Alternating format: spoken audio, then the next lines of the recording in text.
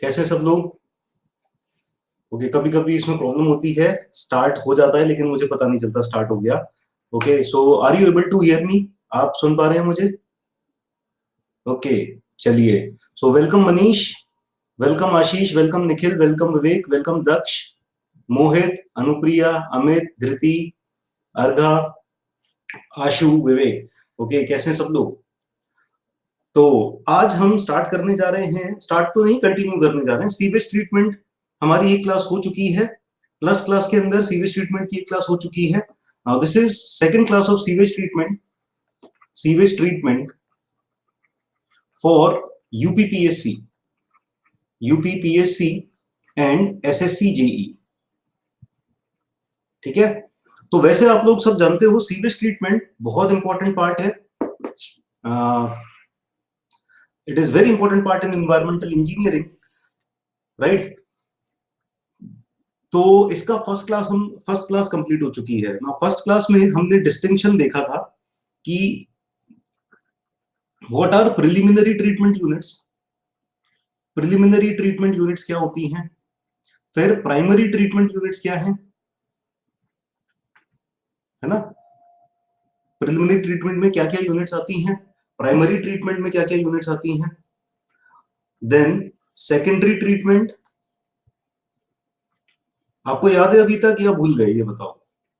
Secondary treatment में क्या क्या आता है, टर्शियरी में क्या आता है, मतलब इनका पर्पस क्या है, व्हाट वी डू, और क्या क्या यूनिट्स हैं। ठीक है, टर्शियरी याद है। और फिर एक अलग से होता है स्लज डाइजेशन, स्लज डाइजेशन। ठीक है, वो इन सबसे अलग होता है। तो इसका पर्पस क्या है, इन सब का पर्पस क्या है, ठीक है, ये हम ऑलरेडी डिस्कस कर चुके हैं। अब प्राइमरी ट्रीटमेंट में क्या क्या सिस्टम्स हैं, क्या क्या यूनिट्स हैं, इनको देखते हैं, एक एक करके देखते हैं। तो देखो, प्रिलिमिनरी और प्राइमरी मतलब एक ही है। Preliminary preliminary plus primary sedimentation tank will become the primary treatment. ठीक है, वेलकम अदिति, वेलकम पुष्पांजलि, वेलकम राहुल, सचिन एंड सुमित। तो प्रिलिमिनरी प्लस प्राइम, वेलकम आदर्श, लेट हो गए। तो प्राइमरी ट्रीटमेंट सिस्टम के अंदर हमारा प्रिलिमिनरी आता है और प्राइमरी सेडिमेंटेशन टैंक आता है। तो हम प्राइमरी ट्रीटमेंट यूनिट से स्टार्ट करेंगे, देखेंगे कि इसके अंदर क्या क्या है, इनके डिजाइन क्राइटेरिया क्या क्या है, और इनसे रिलेटेड जो क्वेश्चंस यूपीपीएससी और एसएससी जेई में आते हैं वो रेलिवेंट क्वेश्चंस, रेलिवेंट पोर्शन ही देखेंगे। इसी तरह से फिर इसके बाद सेकेंडरी ट्रीटमेंट में आएंगे, और टर्शरी यूपीपीएससी और एसएससी के लिए बिल्कुल भी इंपॉर्टेंट नहीं है। ठीक है, तो आज का हमारा एम रहेगा प्राइमरी ट्रीटमेंट और सेकेंडरी ट्रीटमेंट को कंप्लीट करने का। स्लज डाइजेशन फिर कभी देखेंगे, नेक्स्ट क्लास में देखेंगे। ठीक है, तो आज हम क्या करने वाले हैं बताओ? प्राइमरी ट्रीटमेंट के सारे यूनिट्स और सेकेंडरी ट्रीटमेंट के सारे यूनिट्स, इनसे रिलेटेड क्वेश्चंस जो भी यूपीपीएससी और एसएससी जेई से रेलेवेंट है। ठीक है, so this is the purpose of today's class. Welcome Abhinav. तो सबसे पहले प्राइमरी ट्रीटमेंट्स में चलते हैं। प्राइमरी ट्रीटमेंट, तो देखो मैं यहाँ पर कोई अलग से आपको विशेष नॉलेज नहीं दे रहा हूँ, ये सारी चीजें पहले से ही सारी किताबों में है, सब कुछ है। पर डिफरेंस क्या है, मैंने थोड़ी सी देखा, क्वेश्चंस को स्टडी किया, है ना, अपना थोड़ा सा टाइम दिया और देखा कि किस तरह के क्वेश्चंस आए हैं, उनसे ही रेलिवेंट इंफॉर्मेशन मैं आपको पहुंचाऊंगा। ठीक है, तो सबसे पहले स्टार्ट करते हैं primary treatment. Primary treatment, right? Okay, तो सबसे पहले जो लोग पहले हमारी क्लास अटेंड कर चुके हैं, जो प्लस क्लास अटेंड कर चुके हैं, वो लोग ये बताओ प्राइमरी ट्रीटमेंट का पर्पस क्या होता है, what is the purpose of primary treatment? क्या करते हैं हम प्राइमरी ट्रीटमेंट में?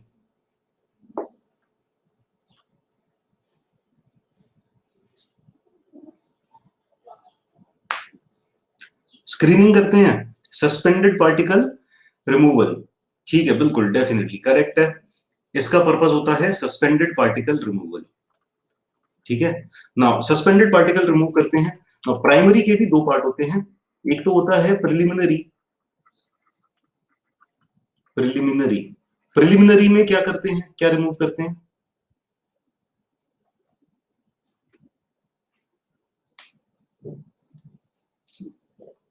इनऑर्गेनिक पार्टिकल्स, ठीक है। तो यहां पर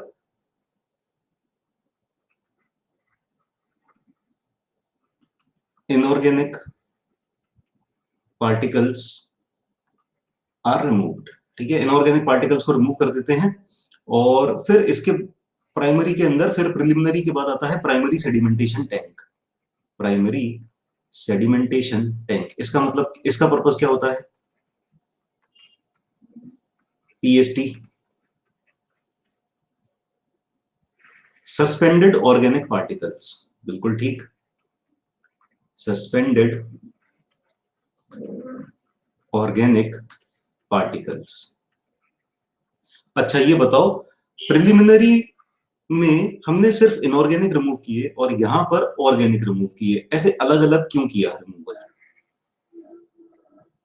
इनऑर्गेनिक पार्टिकल्स का रिमूवल अलग, इनऑर्गेनिक पार्टिकल्स का रिमूवल अलग, क्यों? साथ साथ रिमूव कर दो, एक साथ, एक साथ ही फेंक देंगे। हम्म हम ऑर्गेनिक और इनऑर्गेनिक को एक साथ रिमूव कर दें और एक साथ फेंक देंगे, क्या दिक्कत है? नहीं फेंक सकते, क्यों? क्यों नहीं फेंक सकते? साथ साथ फेंक दिया तो क्या होगा? So problem is that inorganic particles decompose नहीं होंगे, तो इनको तो इजीली फेंक दिया जा सकता है ना, न्यूसेंस क्रिएट नहीं करेंगे। हाँ, ऑर्गेनिक को ऑर्गेनिक को हम ऐसे ही नहीं फेंक सकते, ऐसे ही डिस्पोज नहीं कर सकते, ठीक है। वो डिकम्पोज होंगे, ऑक्सीजन डिमांड क्रिएट करेंगे, सड़ेंगे, है ना, फाउल गैसेस रिमूव इवॉल्व होंगी, तो वो सब, तो इनको एक अनऑब्जेक्शनेबल, इनको डाइजेस्ट करना पड़ेगा, है ना, स्लश डाइजेशन टैंक में। और इनका इनका ऑक्सीडेशन या जैसे भी करके एनारोबिक या एरोबिक, है ना, इनको इनको ये फाउल है, इसको अनऑब्जेक्शनेबल फॉर्म में कन्वर्ट करके फिर हम डिकम्पोज कर सकते हैं, फिर हम डिस्पोज कर सकते हैं, ठीक है। तो this is the reason why we remove them separately, ठीक है, सेपरेटली रिमूव किया जाता है। अब एक एक करके यूनिट्स देखते हैं। सबसे पहली यूनिट क्या होती है? स्क्रीनिंग। तो प्राइमरी ट्रीटमेंट की सबसे पहली यूनिट होती है स्क्रीनिंग।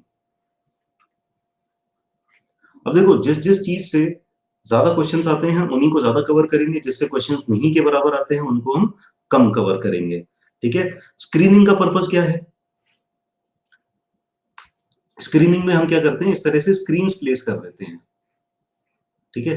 इस तरह से स्क्रीन्स प्लेस की, तो लार्ज फ्लोटिंग मैटर है या बड़े बड़े ट्री के ब्रांचेस हैं, है ना, बिग सॉलिड्स हैं, उनको रिमूव कर दिया जाता है, ठीक है, ताकि ये आगे पंप्स में या मैकेनिकल इक्विपमेंट्स में पहुंच के उनको खराब ना कर दें, ठीक है। So this is the purpose of screening, large screens place किए जाते हैं। सो क्या रिमूव किया जाता है यहाँ पर? Pieces of would, pieces of wood, floating debris, floating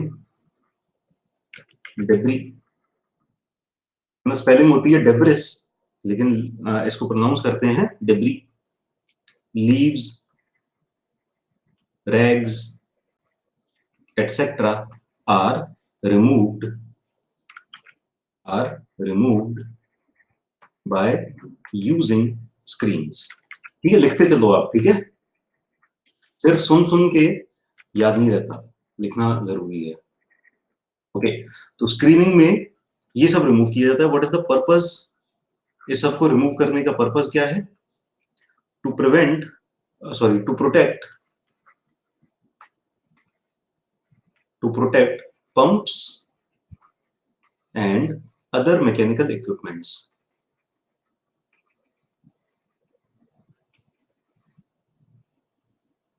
welcome Guddu Babu, welcome Vishwanath, welcome Mayank. To protect pumps and other mechanical equipments. Welcome Abhishek Singh. लिख लिया इतना? रटन, ठीक है, आगे बढ़ते हैं। Next in the process is grit chamber.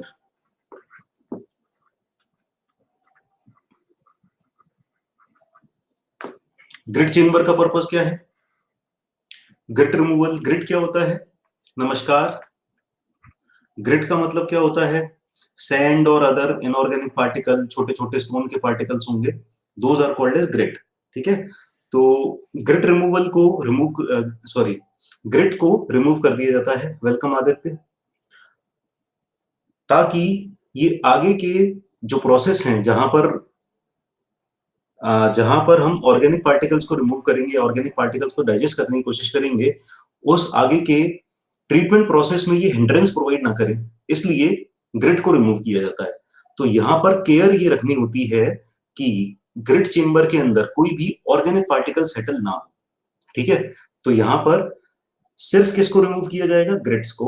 Inorganic particles को रिमूव किया जाएगा. ठीक है. राइट. तो लिखो आप, दे सेपरेट. क्लियर है ना इसका पर्पस, ग्रिड चेम्बर का purpose? Welcome Aditya. Welcome PC. Okay. So write down, they separate heavy inorganic material from sewage. Heavy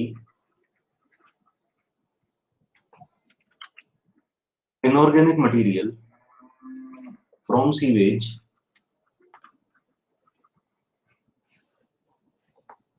so that inorganic material may be disposed.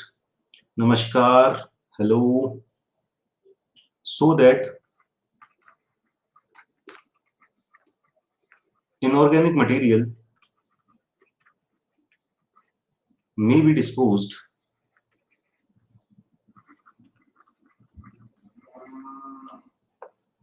of without causing nuisance. Welcome Shivkant.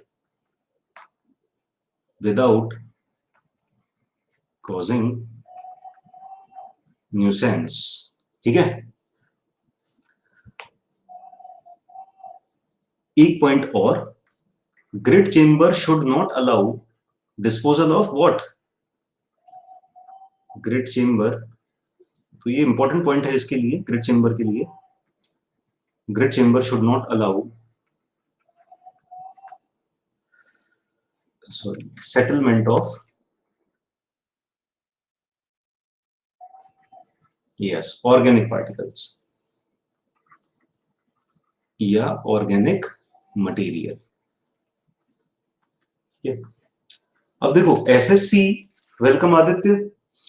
SSC JE और UPPSC के लिए अगर आप देखो तो यहां पर concepts उतने ज्यादा मायने नहीं रखते, है ना. डिजाइनिंग उतनी ज्यादा मायने नहीं रखेगी क्योंकि ऑब्जेक्टिव ही पेपर होना है. लेकिन जो याद करने वाली चीजें हैं, जैसे ग्रिड चेम्बर में फ्लो वेलोसिटी कितनी होनी चाहिए, है ना, इस तरह की चीजें, या डिजाइन पैरामीटर्स, इस तरह की चीजें पूछ ली जाती हैं. Good evening. तो हम डिजाइन पैरामीटर्स लिखते हैं जिन्हें आपको याद करना पड़ेगा. Design parameters. ठीक है. You will have to learn these parameters, है ना. रट लो, घूट लो, कुछ भी करो, जो एग्जाम की डिमांड होगी वैसे हमें पढ़ना पड़ेगा. ठीक है. एग्जाम की डिमांड होती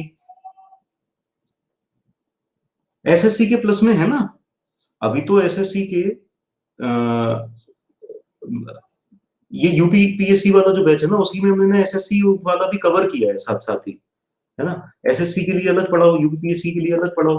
तो जो यूपीपीएससी वाला बैच था उसी में मैंने एसएससी भी कवर कर दिया साथ साथ ही. पर सर्विंग में ऐसा नहीं हो पाएगा क्योंकि मतलब सरप्राइजिंगली मैं खुद सरप्राइज हो गया. सर्विंग इन्वायरमेंट का 4 गुना ज्यादा इंपॉर्टेंट है. नहीं, सर्विंग इंटू 4 नहीं, serving equal to 4 into environment. SSC के लिए सर्विंग इतना ज्यादा इंपॉर्टेंट है. Name change TNX. वेलकम. ठीक है. तो यूपीपीएससी वाले बैच में मैंने एसएससी प्लस यूपीपीएससी दोनों कवर किया. ठीक है. अच्छा, आप वही तो नहीं हो? पापा बोलो मुझे प्लीज. आपने नाम चेंज कर लिया तो नाम चेंज करके भी नाम ये लिखा कि मैंने नाम चेंज किया है.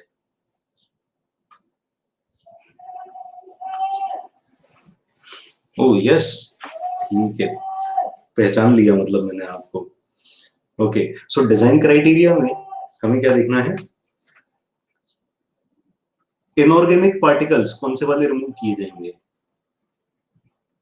Inorganic particles of size greater than equal to 0.2 mm are removed.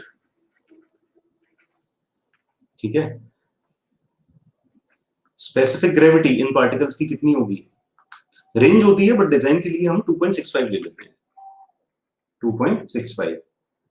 Unacademy पर सब लोग अलग अलग चार्ज हैं प्लस के, मैंने एसएससी ले रखा है। अगर आपने एसएससी, अच्छा एसएससी का सब्सक्रिप्शन ले रखा है आपने, ओ, तो वहां पर ईएसी और गेट वाले कोर्सेज आप नहीं देख पाते होगे, तो प्रॉब्लम है ना ये, सोच समझ के थोड़ा सा, हाँ आपने अलग कैटेगरी ले लिया, गड़बड़ कर दी आपने।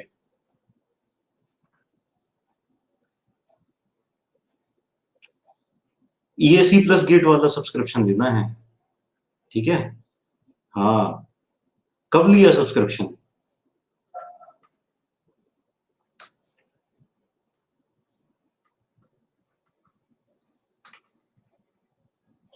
एक महीना हो गया,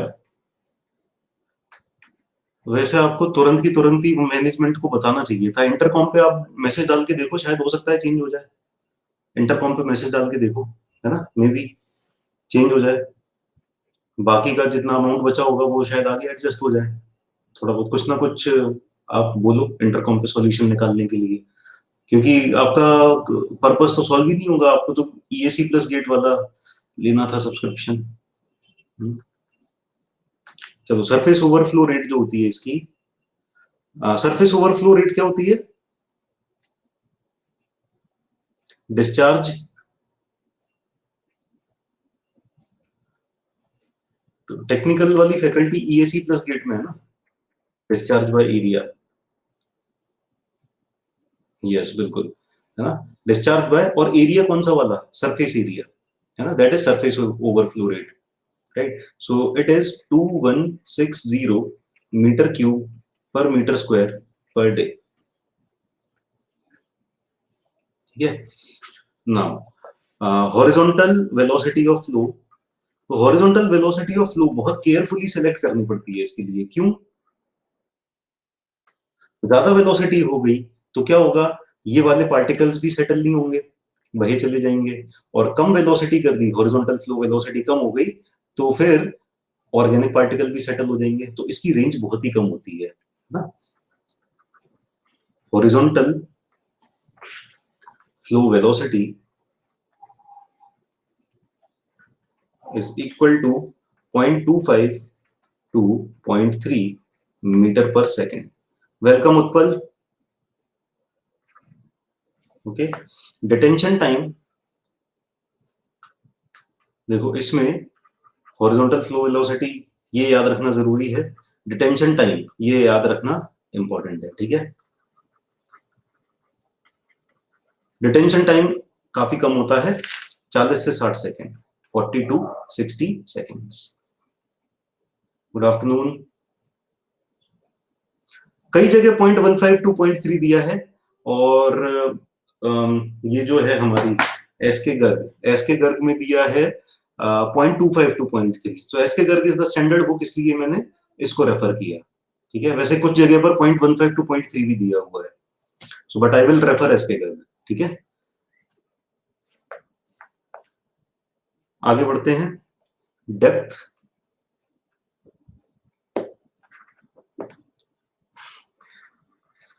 नहीं अब ये इस तरह के डाउट्स इसलिए आ जाते हैं क्योंकि अलग अलग सोर्सेज में अलग अलग दिया रहता है ना, इसलिए इस तरह के डाउट्स आते हैं, तो इसको हम क्या कर सकते हैं, होते हैं ऑथर्स में भी डाउट हो जाते हैं कई बार, तो क्लासेस में होना कोई बड़ी बात नहीं है। ओके, तो ये सारे डिजाइन पैरामीटर्स हैं ग्रिड चेम्बर के, ठीक है, ये याद कर लीजिए। ओके, अब इसके अलावा फ्री बोर्ड होता है 0.3, फ्री बोर्ड के कोई नहीं पूछेगा, फ्री बोर्ड कभी नहीं आने वाला कि फ्री बोर्ड कितना होता है, सो इतना काफी है। ओके, आते हैं नेक्स्ट, डेट्रियस टैंक। डेट्रियस टैंक कुछ नहीं है, डेट्रियस टैंक भी आप ये मान के चलो कि ग्रिड चेम्बर ही है। डिफरेंस क्या है? बस पार्टिकल साइज का। ग्रिड चेम्बर में पार्टिकल साइज थोड़े से ज्यादा होते हैं, डेट्रियस टैंक में थोड़े से कम होते हैं, बाकी everything is same. Okay, so you can write practically detritus tank is same as grid chamber. Flow velocity is less, हाँ बिल्कुल, पार्टिकल साइज जिसको सेटल करना है वो अगर स्मॉल साइज का है तो फ्लो वेलोसिटी कम करनी पड़ेगी आपको, तभी वो सेटल होगा, नहीं तो चला जाएगा, है ना?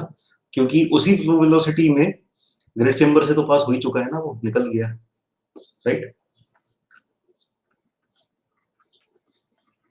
सो practically the detritus tank is similar to grit chamber. The detritus tank is similar to grid chamber.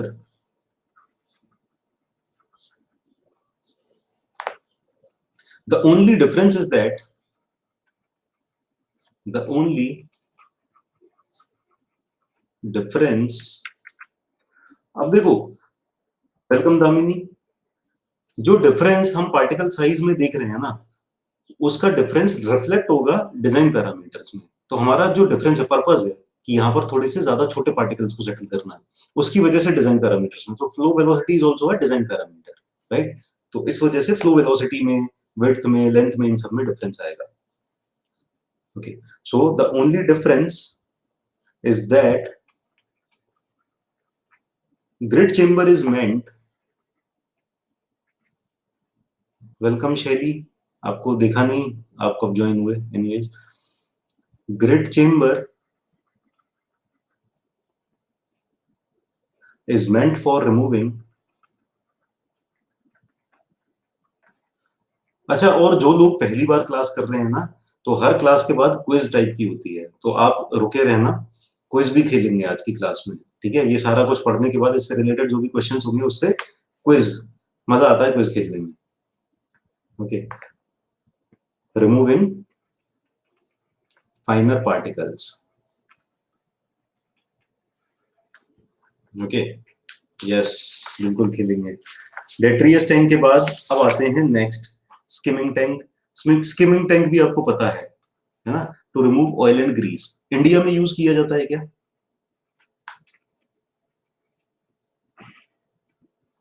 नहीं, इंडिया में यूज नहीं किया जाता है, ठीक है? सो बस 2 पॉइंट लिख लेते हैं। It is use to remove, क्यों नहीं यूज किया जाता?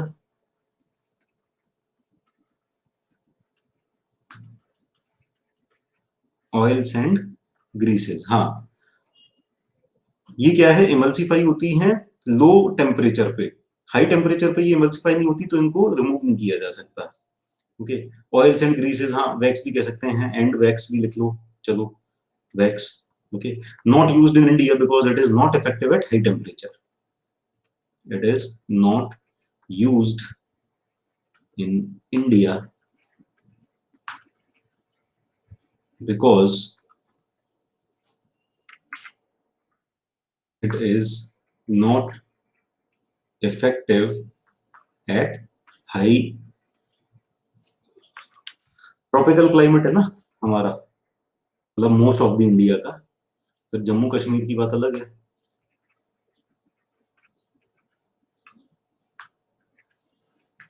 स्किमिंग टैंक्स हो गए, हाँ, लेह लद्दाख, सारे के सारे हिल स्टेशन, स्किमिंग टैंक। फिर अच्छा, ये सारी हो गई कौन सी यूनिट्स, प्रिलिमिनरी। अब आते हैं हम सेडिमेंटेशन टैंक पे। सेडिमेंटेशन टैंक, देखो ना, सेडिमेंटेशन टैंक या फिर सेडिमेंटेशन करना, ये किस लिए करते हैं हम? कुछ ऑर्गेनिक पार्टिकल्स जो हैं, अब इनऑर्गेनिक यहां तक खत्म हो चुके हैं, ठीक है? इनऑर्गेनिक खत्म होने के बाद अब हम कुछ ऑर्गेनिक पार्टिकल्स को रिमूव करते हैं, क्योंकि हमारा जो सीवेज होता है ना, उसमें कितने परसेंट वाटर है, जल्दी बताओ। पिछली क्लास में बताया था, पिछली या पिछली से पिछली क्लास में, 99%, 99.9%, ठीक है? उसमें 99.9% वाटर है, ठीक है? सिर्फ 0.1% सॉलिड्स हैं, तो इतना सारा वाटर है, और उसके अंदर जो सॉलिड्स भी होते हैं उस वाटर के अंदर ऐसे डिजोल्व टाइप के होते हैं, ठीक है। तो जो भी सेटलेबल सॉलिड्स हैं, जो सेटल हो सकते हैं, उनको हम सेटल कर देते हैं, है ना। ये सॉलिड्स जो सेटल हो जाएंगे इसे हम कहेंगे स्लज। तो सेडिमेंटेशन टैंक में क्या करते हैं, थोड़ा सा रेस्ट कराते हैं, जो सेटल हो सकते हैं उनको स्लज के फॉर्म में रिमूव कर देंगे, और ये जो स्लज जाएगी ये स्लज डाइजेशन टैंक में जाएगी। स्लज डाइजेशन टैंक में जाएगी, ठीक है। डाइजेस्ट होने के बाद और जब इसकी बीओडी वगैरह काफी कम हो जाएगी और इतना फाउल नहीं बचेगा, मतलब नेचर के लिए, हाँ, नेचर के लिए इतना हार्मफुल नहीं होगा, मतलब इसको अनऑब्जेक्शनेबल हो जाएगा बेसिकली, है ना। तब हम इसको फिर वहां से डिस्पोज कर देंगे। और इससे फायदा क्या हुआ, 30 से 40% बीओडी कम हो गई, 30 टू 40% बीओडी रिमूवल हो जाता है, ठीक है। 30 टू 40% बीओडी रिमूव हो गई। तो अब जो पानी बचा उसके अंदर थोड़े से कम पार्टिकल्स बचे, अब इनको फर्दर ट्रीटमेंट के लिए भेजा जाएगा। तो सेडिमेंटेशन टैंक या जो प्राइमरी सेडिमेंटेशन टैंक है, ये हमारा प्राइमरी ट्रीटमेंट में आखिरी है। इसके बाद जब ये एफ्लुएंट निकलेगा, दिस एफ्लुएंट, ये एफ्लुएंट यहां से कहां जाएगा, this effluent will go to secondary treatment के लिए जाएगा, ठीक है। इसको सेकेंडरी ट्रीटमेंट के लिए भेज दिया जाएगा। This will go to secondary treatment, ठीक है। तो सेडिमेंटेशन टैंक में is there gravity action, yes there definitely there is gravity action, gravity के इन्फ्लुएंस में ही तो ये पार्टिकल सेटल हो रहे हैं, ठीक है। ओके, अच्छा एक और चीज, सेडिमेंटेशन विद कोएगुलेशन करते हैं क्या हम यहाँ पर, सेडिमेंटेशन विद कोएगुलेशन, देखो जैसे वाटर ट्रीटमेंट जब हम कर रहे थे, वाटर ट्रीटमेंट में हमने सेडिमेंटेशन भी देखा था, मतलब प्लेन सेडिमेंटेशन भी देखा था, और सेडिमेंटेशन विद कोएगुलेशन भी देखा था। यहां पर सेडिमेंटेशन विद कोएगुलेशन नहीं किया जाता, है ना।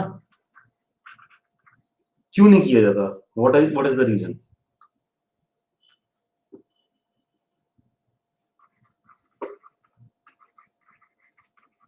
What is the reason.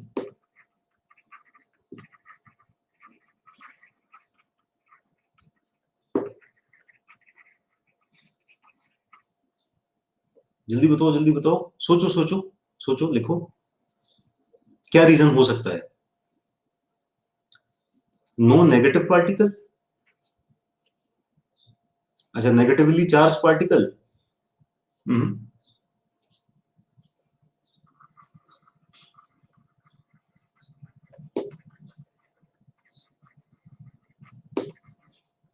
Too much organic matter, कुछ हद तक सही है बिल्कुल। डिसइंफेक्शन नॉट रिक्वायर्ड, नहीं, क्लॉग्स पहले से ही होते हैं, या फ्लॉक्स, वॉल्यूम ऑफ स्लज, हाँ। देखो सबसे पहली बात, सेडिमेंटेशन विद कोएगुलेशन कॉस्टली होगा, इट इज कॉस्टली, ठीक है।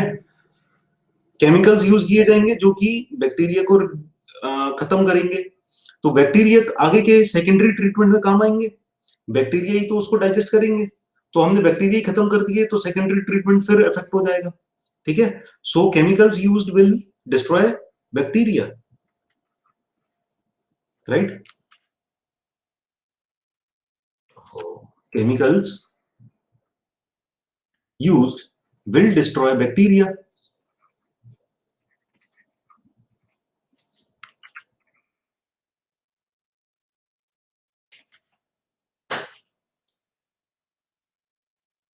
Bacteria that that helps in digestion process.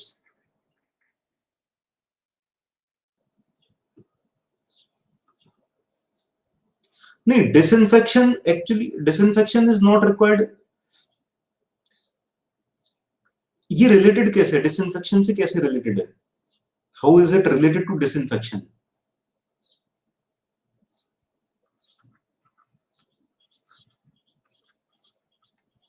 बाद में डिसइंफेक्शन तो बाद में होगा, डिसइंफेक्शन हम बाद में करें ना करें, उससे ये वाले की पे क्या फर्क पड़ रहा है।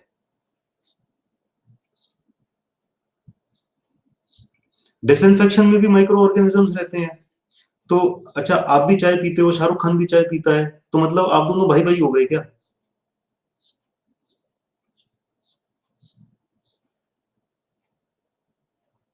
डिसइंफेक्शन में माइक्रो ऑर्गेनिजम्स रिमूव हो रहे हैं और इसमें हो रहे हैं, तो दोनों रिलेट कर देंगे क्या हम?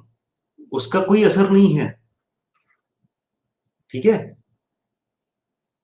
इस तरह के रिलेशनशिप्स नहीं डिराइव करने हैं। राइट। तीसरा, large sludge volume is produced, large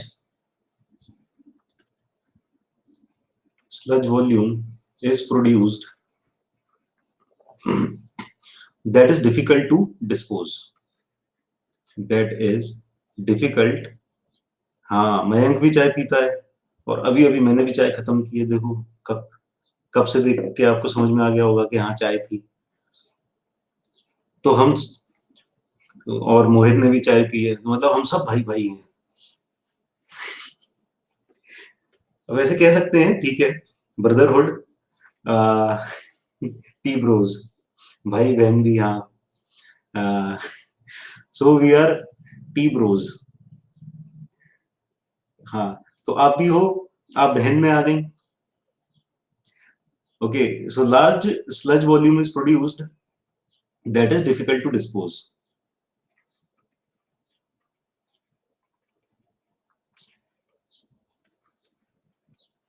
okay,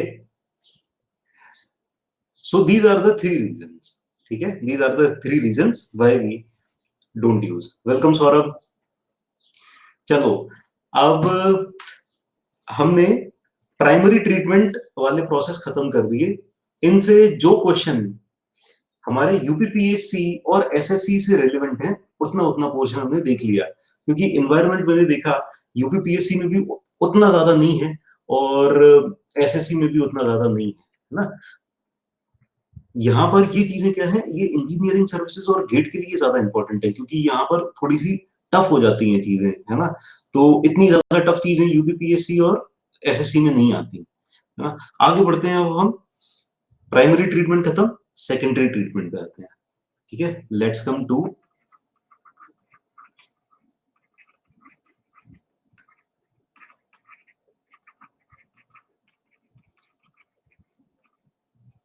secondary treatment.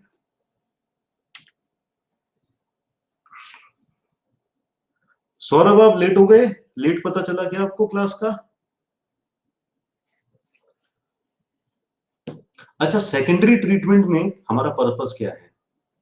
What is the purpose?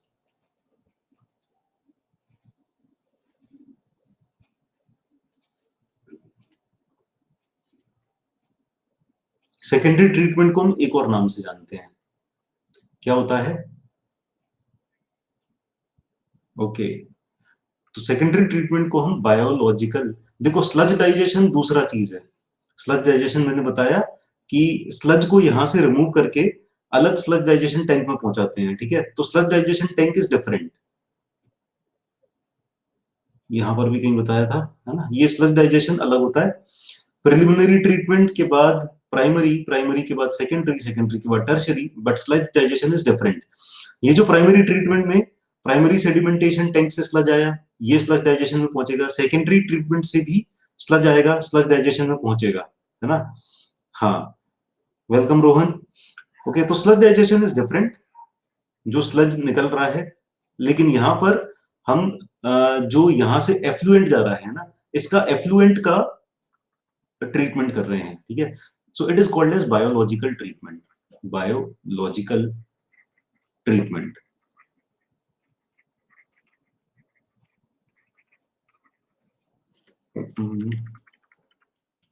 Biological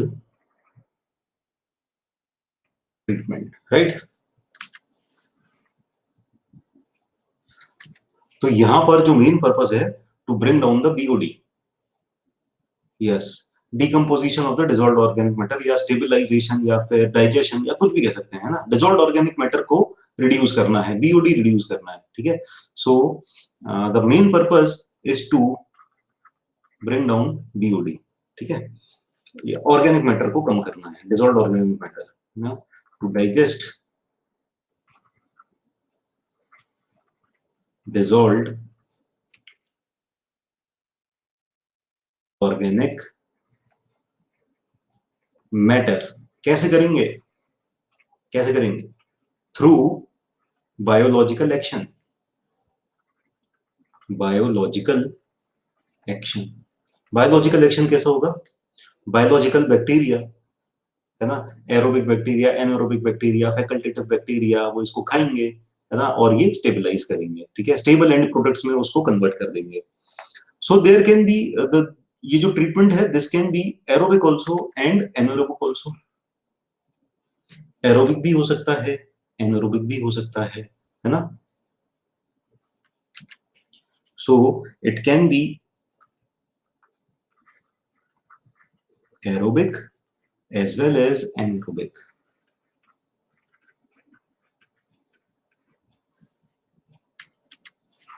aerobic treatment में क्या होता है? एरोबिक बैक्टीरिया काम करेंगे और कुछ ऐसे बैक्टीरिया, फैकल्टेटिव बैक्टीरिया, जो कि एरोबिकली काम कर रहे होंगे। एनारोबिक में क्या होगा? मेनली एनारोबिक बैक्टीरिया काम कर रहे होंगे और फैकल्टेटिव बैक्टीरिया जो एनारोबिकली काम कर रहे होंगे, ठीक है। सो एरोबिक एंड एनारोबिक में डिफरेंस क्या है? What is the difference between aerobic and anaerobic? Aerobic में oxygen is sufficiently available, oxygen काफी सफिशिएंट अमाउंट में अवेलेबल है, ठीक है। So in presence of oxygen किस तरह के बैक्टीरिया काम करेंगे? Aerobic and facultative. और एनारोबिक में डिसॉल्व्ड ऑक्सीजन नहीं है। यस, हाँ, एरोबिक में डिसॉल्व्ड ऑक्सीजन नहीं है, एनारोबिक में, एनारोबिक में डिसॉल्व्ड ऑक्सीजन नहीं है, तो मॉलिक्यूलर बॉन्डेड ऑक्सीजन पे फीड करते हैं, है ना, मॉलिक्यूलरली ब्रेक करते हैं। तो यहां पर कौन से बैक्टीरिया काम करेंगे? एनारोबिक और फैकल्टेटिव, ठीक है। तो anaerobic, sorry, aerobic treatment process क्या क्या है? What are all the aerobic treatment processes? ठीक है, एरोबिक ट्रीटमेंट प्रोसेस है ट्रिकलिंग फिल्टर, ट्रिकलिंग फिल्टर, फिर है activated sludge process, activated sludge process, फिर है ऑक्सीडेशन पॉन्ड। वो अलग है, वेस्ट डिस्पोजल का मेथड है, ठीक है, वो हम बाद में देखेंगे। ऑक्सीडेशन पॉन्ड, ठीक है, ये हो गए एरोबिक। अब आते हैं एनारोबिक पे। वेलकम अनुराग। यहां पर दो हैं, septic tank and Imhoff tank. Septic tank and Imhoff tank. ऐसा लग रहा है ना बहुत ज्यादा छोटा सा टॉपिक है, इंजीनियरिंग सर्विसेज के लिए यही पढ़ो, कितने दिन लग जाते हैं यहां तक पहुंचने में, Sorry, है ना। हम लगभग 40 मिनट में यहां तक आ गए, है ना, क्योंकि ये चीजें बड़ी कम आती हैं। हाँ, ये बहुत बहुत बड़ा टॉपिक है, वास्ट टॉपिक है।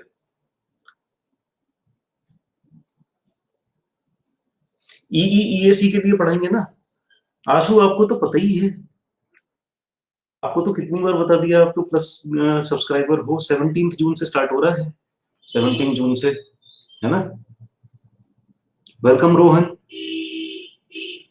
17 जून से एनवायरमेंटल इंजीनियरिंग ईएसी के लिए स्टार्ट हो रहा है, वहां पर डिटेल में पढ़ेंगे पूरा, तो वहां पर दिमाग खराब होगा। अभी बड़े आराम से निकलती जा रही है, हवा हवा में पढ़ना है अभी, इसलिए, ठीक है।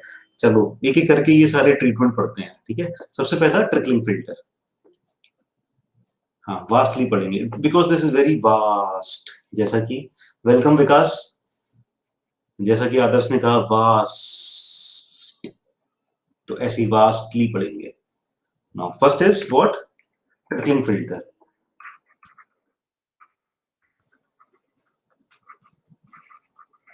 आज आकाश नहीं आया, तो 5:30 बजे उसे जाना होता है, और क्लास शुरू ही 5:30 बजे से हो रही है। चाय का टाइम हो गया आकाश का, तो आकाश रिकॉर्डेड लेक्चर देखेगा।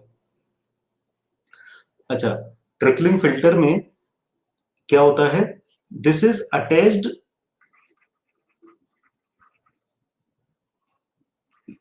अटैच्ड अटैच्ड एरोबिक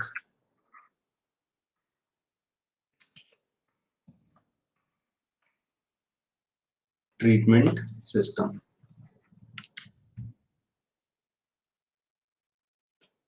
हाँ, अटैच्ड एरोबिक ग्रोथ सिस्टम भी कह सकते हैं।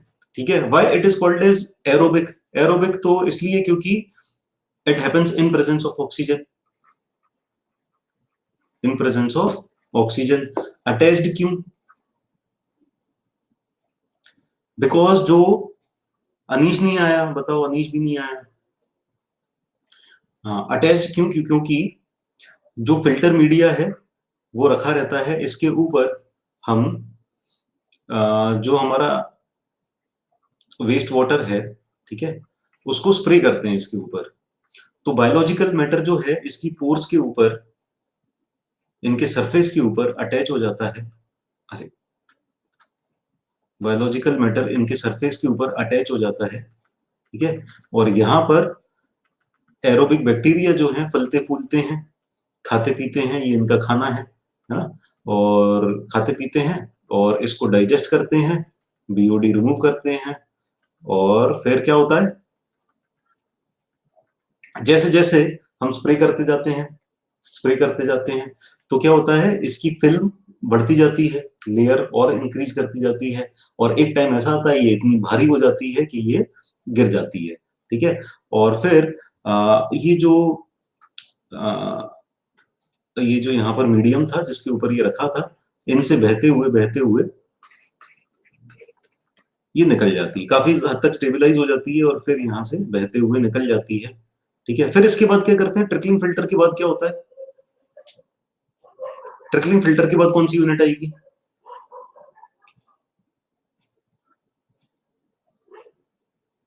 यहां से हमने इसको कलेक्ट कर लिया। सेकेंडरी सेडिमेंटेशन टैंक, क्यों, इसका क्या पर्पज है? What is the purpose?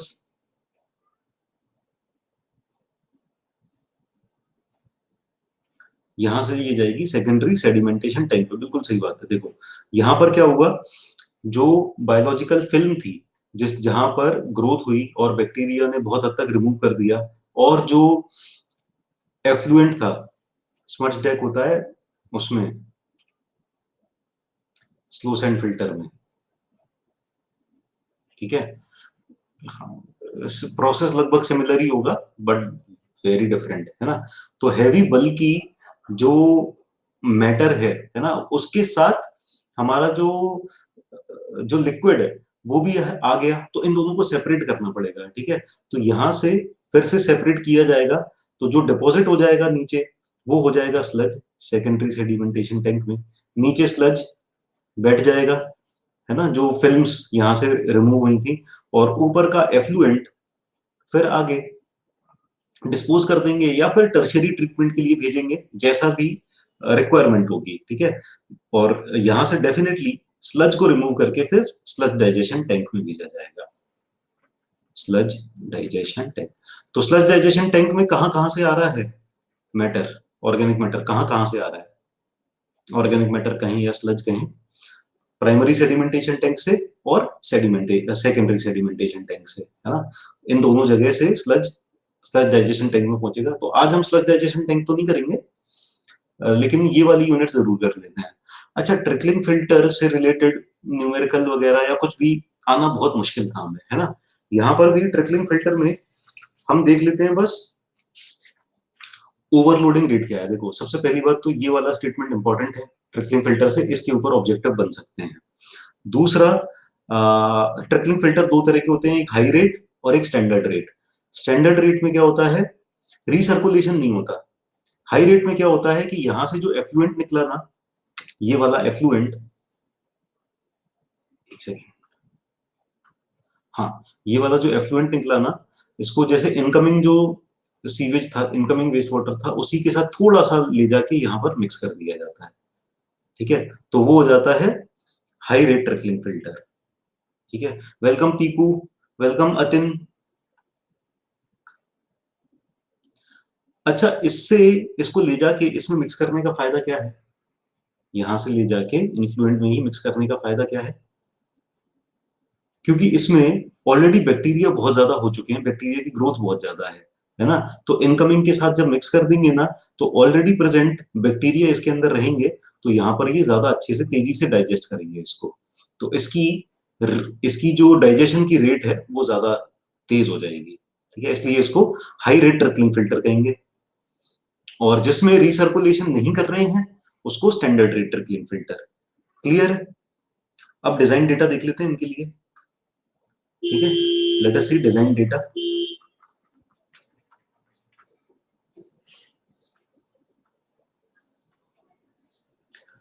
तो स्टैंडर्ड रेट ट्रिकलिंग फिल्टर के लिए, स्टैंडर्ड रेट ट्रिकलिंग फिल्टर के लिए और हाई रेट ट्रिकलिंग फिल्टर के लिए,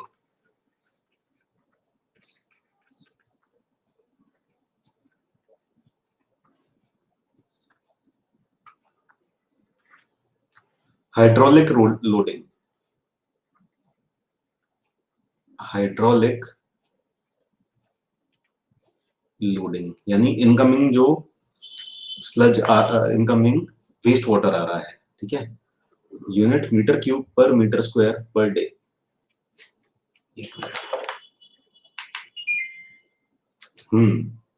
यहां पर है 1 to 4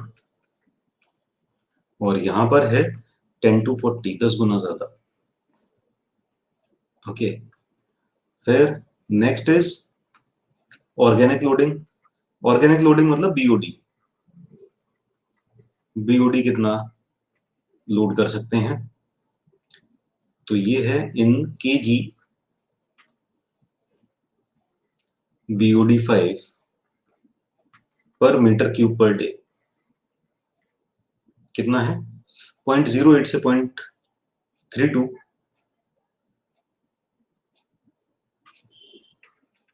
0.082 0.32, और ये है 0.32 टू 1.0, राइट। हाँ बिल्कुल। Next is depth.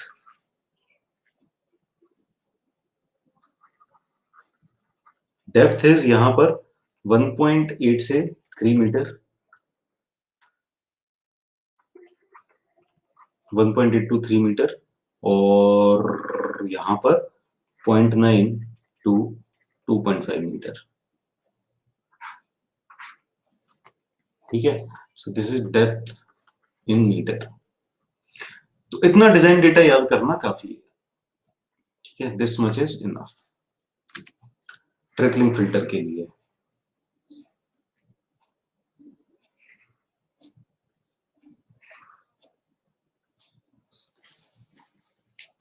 Is it okay. Two क्या है, what is two. Welcome Yashraj. अब आते हैं हम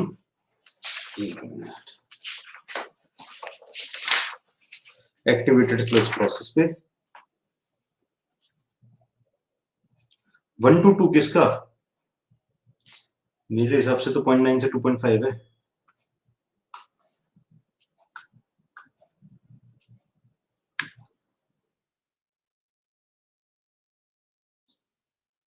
तो पहला हो गया ट्रिकलिंग फिल्टर, है ना। First one is trickling filter. अब देखते हैं हम एक्टिवेटेड स्लज प्रोसेस। कितने लोग बचे हैं, कितने लोग जिंदा हैं अभी भी, पी लिख दो जल्दी से। मोहित, निखिल,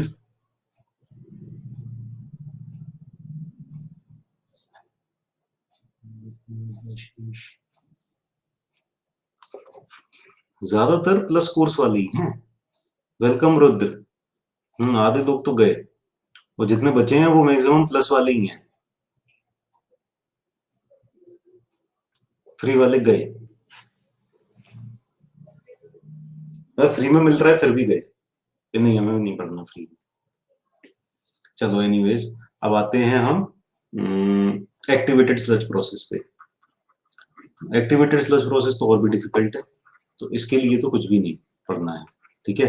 इसके लिए बस कितना पढ़ना है, वेलकम रुद्र।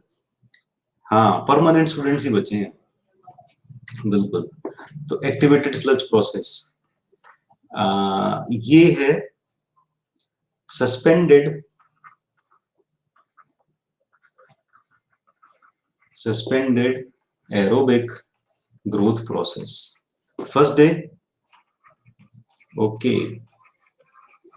आपने थोड़ा सा लेट कर दिया, हमने काफी सारे डिजाइन पैरामीटर्स पढ़ लिए हैं डिफरेंट चीजों के, ठीक है, तो थोड़ा सा लेट हो गए आप। एनीवेज चलिए कंटिन्यू करते हैं, पढ़ते रहते हैं, है ना, हो सकता है कुछ नया सीखने को मिल जाए। तो एक्टिवेटेड स्लज प्रोसेस में इतना ही, फिर आते हैं ऑक्सीडेशन पॉइंट पे। अब आप सोच रहे होंगे कि सर ये क्या है, एक्टिवेटेड स्लज प्रोसेस में बस इतना ही पढ़ाया, इसके अलावा कुछ आएगा ही नहीं, बस इतना ही आएगा, ठीक है। एक्टिवेटेड स्लज प्रोसेस के बाद आते हैं ऑक्सीडेशन पॉइंट। तो जो इंपॉर्टेंट इंफॉर्मेशन है, जो यूजफुल इंफॉर्मेशन है ना, सिर्फ वही हमें पढ़नी है। देखो अब इसके ऑक्सीडेशन पॉइंट में भी ना आपको क्या करना है, सिर्फ इंपॉर्टेंट। इसके लिए इंपॉर्टेंट क्या है, देखो सबसे पहले तो एल्गल, मतलब अब जैसी सिम्बायोटिक है ना, सिम्बायोटिक रिलेशन,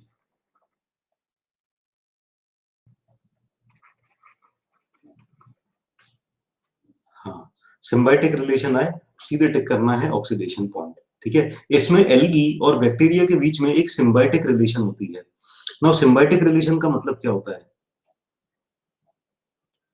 सिम्बायोटिक रिलेशन का मतलब क्या होता है, जैसे कोई ऑर्गेनिज्म है ए और कोई दूसरा ऑर्गेनिज्म या प्लांट, कुछ भी है, प्लांट ऑर्गेनिज्म एनीथिंग, हाँ अदला बदला, तो ए का जो वेस्ट प्रोडक्ट है ना, ए का जो वेस्ट प्रोडक्ट है, ए ने जो वेस्ट, इसका जो वेस्ट है वो इसके लिए फूड हो जाएगा, बी के लिए फूड, ए का वेस्ट इज बी का फूड, और जो बी का वेस्ट है वो ए का फूड हो जाएगा, बी का वेस्ट हो जाएगा ए का फूड,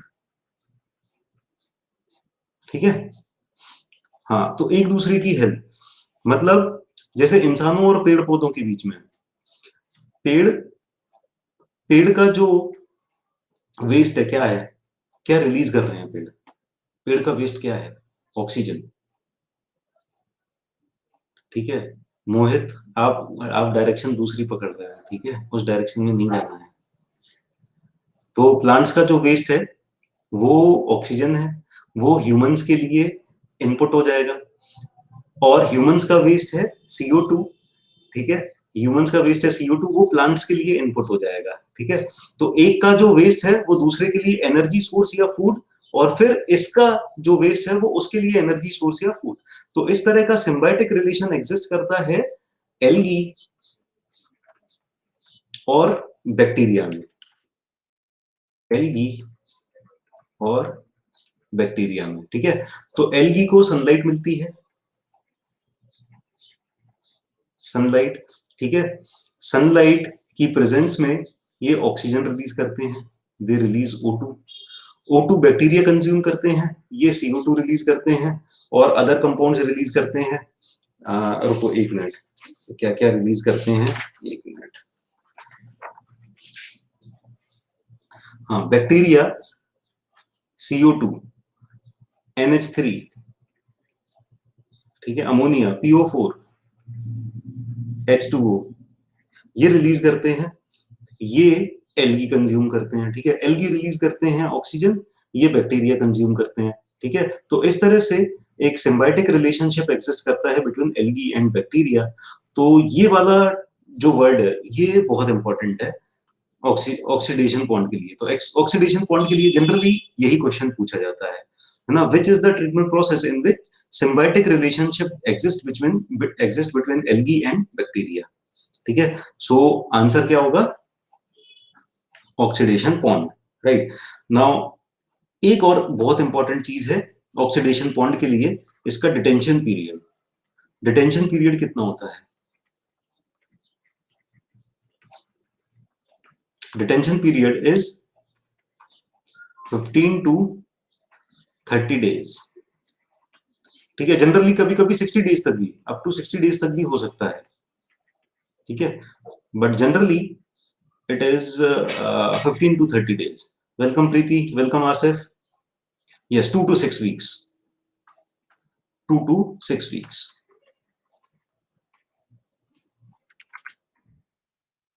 तो this is the detention period, ठीक है। These are the important things to remember for oxidation pond. Clear है? तो ये तीनों एरोबिक प्रोसेस देख ली हमने। अब हम आते हैं एन एरोबिक प्रोसेसेस पे। तो फोर्थ है septic tank. Septic tank, now septic tank क्या होता है? ये गांव वगैरह में यूज किया जाता है।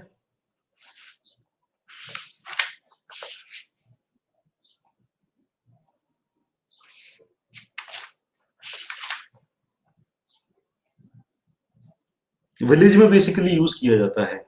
ठीक है, डन। विलेज में बेसिकली यूज किया जाता है सेप्टिक टैंक डिस्पोजल के लिए, पब्लिक बिल्डिंग्स के लिए। यस, पब्लिक बिल्डिंग्स के लिए, है ना। मतलब जहां पर गैदरिंग बहुत छोटी हो, कम लोग हो, वहां पर अगर ट्रीटमेंट करना है तो सस्ते में सेप्टिक टैंक यूज किया जाता है। तो सेप्टिक टैंक इज दो दो काम ये परफॉर्म करता है। एक तो सेडिमेंटेशन टैंक,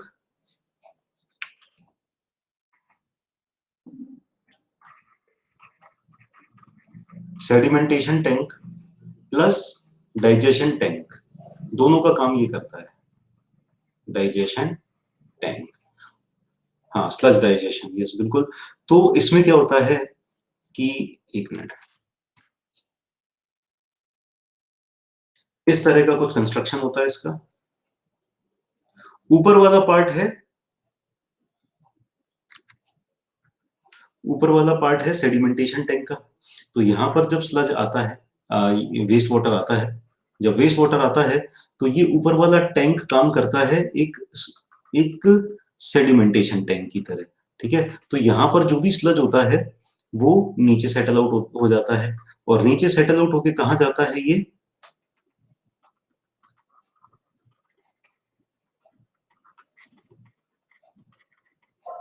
ठीक है, so this is sludge digestion tank.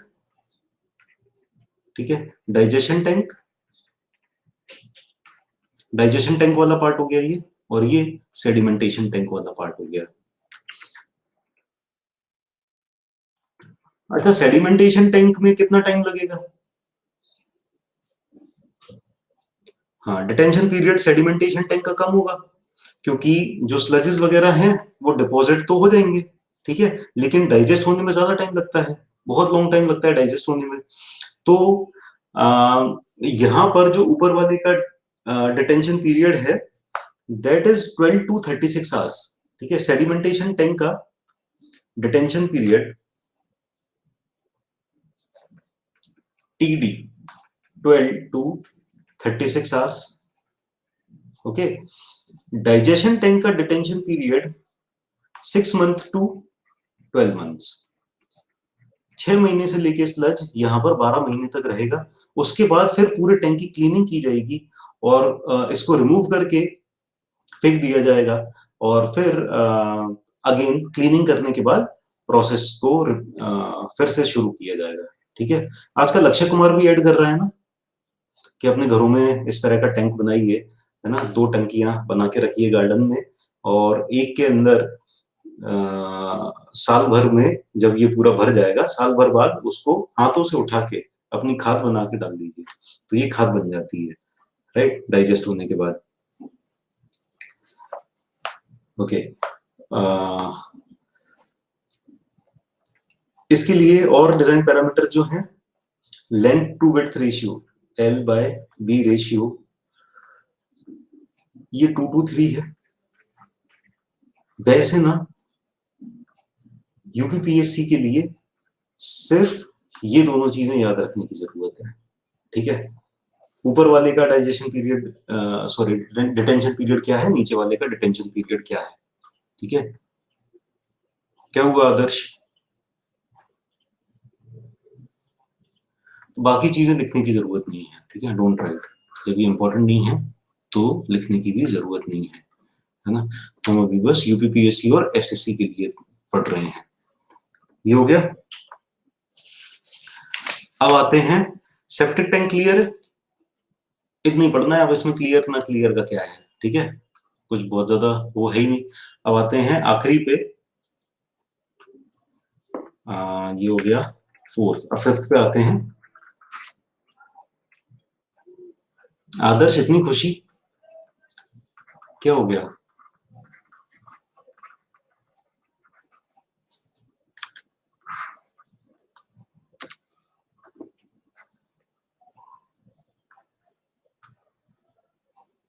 ना, इमहोफ टैंक क्या होते हैं? They are improved versions of septic tank. हाँ, बहुत कम पढ़ना है, बस खत्म हो गया, खत्म। Imhoff tank improved version of septic tank. इसमें इंप्रूवमेंट क्या है कि ये दोनों आपस में मिक्स होने नहीं दिए जाते। ठीक है, इसकी पूरी स्टोरी अलग होती है और इसकी पूरी स्टोरी अलग। स्टोरी मतलब मंजिल, है ना, कहानी नहीं, है ना। This is different at different level और different story, this is at different level और डिफरेंट स्टोरी। ठीक है, they they are not mixed, allowed to mix together. Okay, so ये कंस्ट्रक्शन इंप्रूवमेंट है इमहोफ टैंक, और हो गया खत्म। ओके, डिटेंशन पीरियड इसका, वैसे ये सब चीजें, हाँ, 2 चेम्बर्स होते हैं। So it is also called as 2 storey tank. ठीक है, it is also called as 2 storey tank.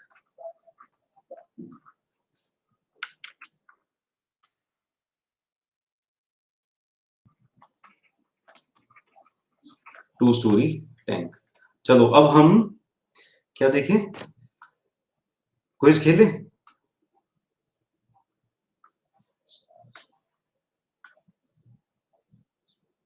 हाँ, 2 से 4 घंटे का डिटेंशन पीरियड रहता है। Okay, 2 to 4 hours TD is, आपको तो पहले से सब पता है, तो यूपीपीएससी तो क्लियर हो ही जाएगा। Okay, septic tank involves, okay just a minute, बताओ सही आंसर क्या है? सुमित, पोल पे करना है आंसर, ठीक है, you have to answer at the poll. ठीक है, यही तो क्विज का मजा है, देखते हैं फर्स्ट रैंक कौन लाता है।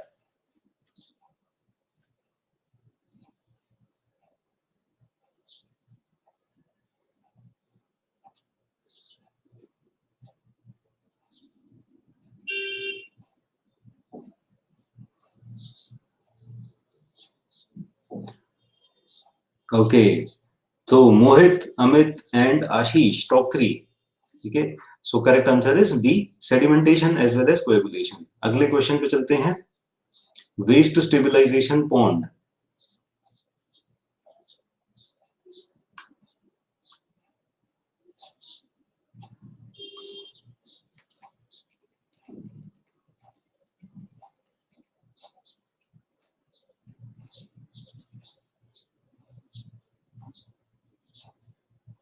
वेलकम दीपक, चलो पोल पे जल्दी से आंसर करो।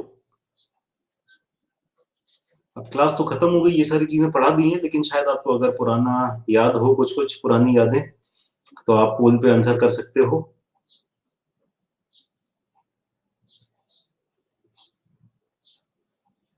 Okay, again Mohit, Amit and Ashish, top 3 चल रहे हैं।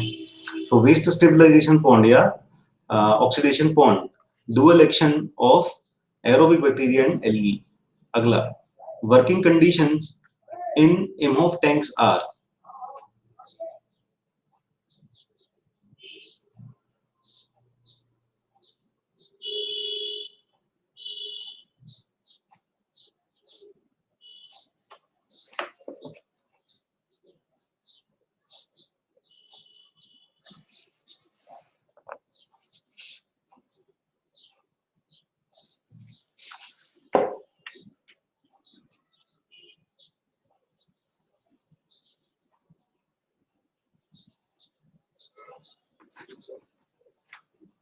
इमहोफ टैंक में इतना सारा ऐसा कैसे कि आ, इसका आंसर मैंने क्या टिक किया था? सही आंसर क्या बताया था मैंने? बी बताया था। बहुत सारे लोगों ने डी क्यों किया? डी सही है क्या?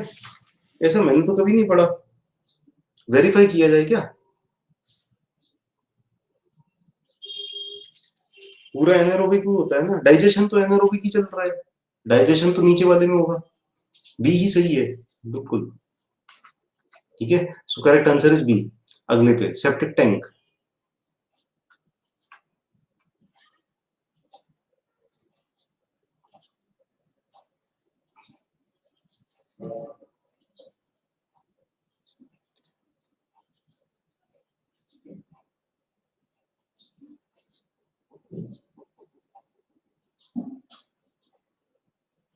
देखो तो एसएससी के यूपीपीएससी के सारे क्वेश्चंस बन रहे हैं सिर्फ इतना पढ़ के। ठीक है, तो इतना ही पढ़ने की जरूरत है इन सब के लिए, ज्यादा पढ़ने की जरूरत ही नहीं है, है ना? ज्यादा पढ़ना पड़ेगा हमें कहाँ पर, ईएसी और गेट के लिए। ठीक है, so correct answer is C, both A and B, settling ऊपर वाले पार्ट में, डाइजेशन नीचे वाले पार्ट में। राइट, अगले क्वेश्चन पे चलते हैं। Detention period of oxidation pond.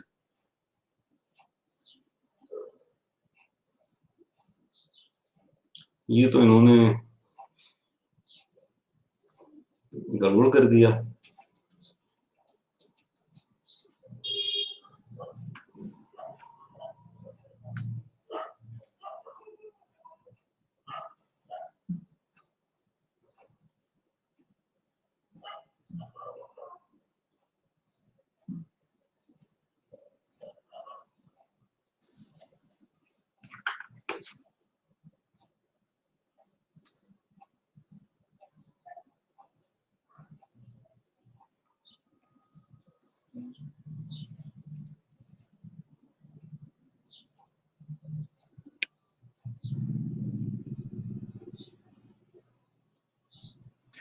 Okay, तो देखो, वैसे तो 15 डेज से 30 डेज तक होता है ना, या हम कहें 45 डेज तक होता है जनरली, है ना, इतना डिटेंशन पीरियड होता है। लेकिन 3 मंथ्स तो बहुत ज्यादा हो गया। ठीक है, 3 मंथ्स ज्यादा है, तो नियरेस्ट जो है ना, नियरेस्ट ऑप्शन यही है। ठीक है, 3 मंथ्स इज 90 डेज, 90 डेज कभी नहीं जाता, 90 डेज रॉन्ग है ना, 60 days is the upper limit generally, 15 to 45 days हम बोल सकते हैं। राइट, सो करेक्ट आंसर जो नियरेस्ट आंसर है वो सी है। अगले पे चलते हैं। Minimum width of septic tank, oh minimum width पूछ लिया, और ये तो हमने देखा नहीं, अब क्या करें, मैंने भी नहीं देखा। ये सब चीजें कौन याद रखता है और कौन याद रखेगा? क्या करें, पहले आंसर बता दूं क्या? अब इसका आंसर बताना ही पड़ेगा। ठीक है। या पोल कर दें, तो सेप्टिक टैंक की जो मिनिमम विड्थ होती है, मिनिमम विड्थ इज, चलो इसके और पैरामीटर्स लिख लेते हैं, is 0.75 metre, this is minimum width. ठीक है, L by B ratio, L by B ratio is 2 to 3, right, and depth, ऐसी चीजें पूछना जाती नहीं है।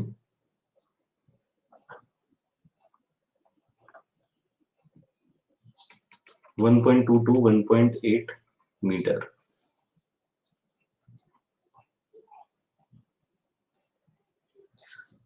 एक और पैरामीटर लिख लेते हैं, rate of accumulation of sludge. ये क्या होता है? ये कन्वेंशनल क्वेश्चंस में बहुत काम आता है, rate of accumulation of sludge.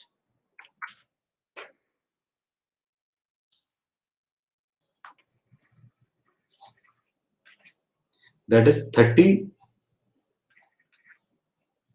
Litre per capita per year, 30 litre per capita per year. SSC ऐसी चीजें पूछता है। चलो ठीक है, आगे बढ़े।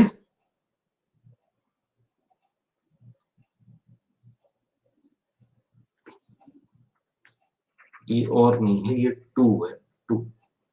ठीक है, 6 month to 1 year। चलो इसका आंसर,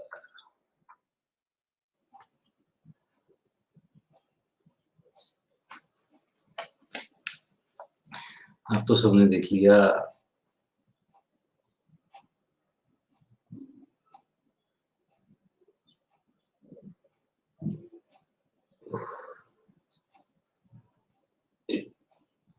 बोनस बोनस हो गया ये तो। हम्म,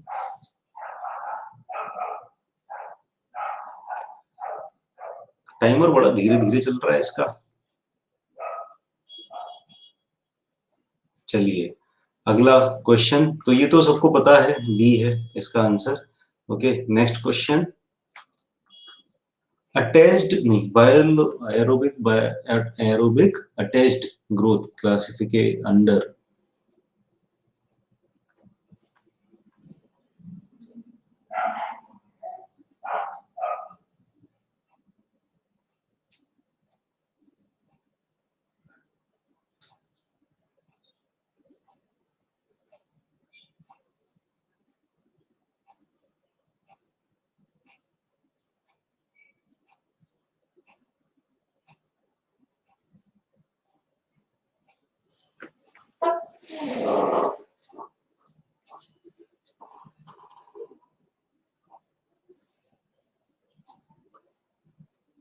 ओके, तो एरोबिक अटैच्ड ग्रोथ प्रोसेस जो है वो बायोलॉजिकल ट्रीटमेंट है ना। एक्टिवेटेड स्लज प्रोसेस जो है that is aerobic suspended growth process, है ना। तो correct answer is a. Next is flow velocity adopted for design of grid chamber. मैं तो भूल भी गया, आपको याद है क्या, क्या थी?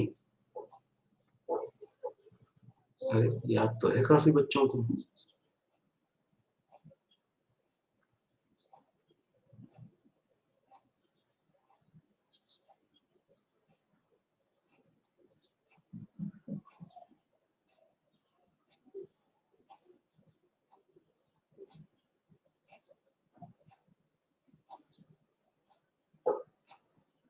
100%।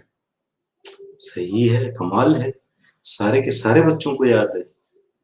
0.25 टू 0.3। ठीक है, चलिए आगे चलते हैं। Which of the following, in which of the following wastewater is organic matter destroyed and stabilized by anaerobic bacteria? इसका भी मुझे लग रहा है 100% ही आएगा आंसर।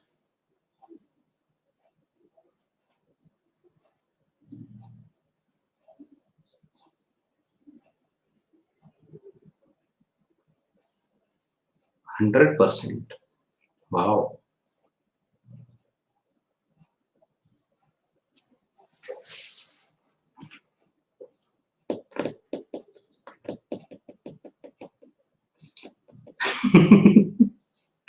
अनीश नहीं है इसलिए 100% आ रहा है।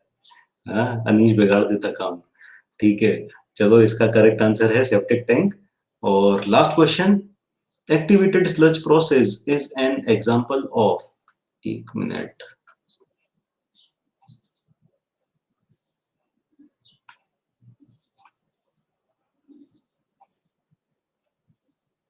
ये तो अब रिएक्शन टाइम वाले क्वेश्चंस हैं, किसका रिएक्शन टाइम कितना कम है। अरे ये तो गलत कर दिया। कुछ अनीश के दोस्त भी होंगे ना यहाँ पर, अनीश की कमी नहीं पूरी होने देंगे।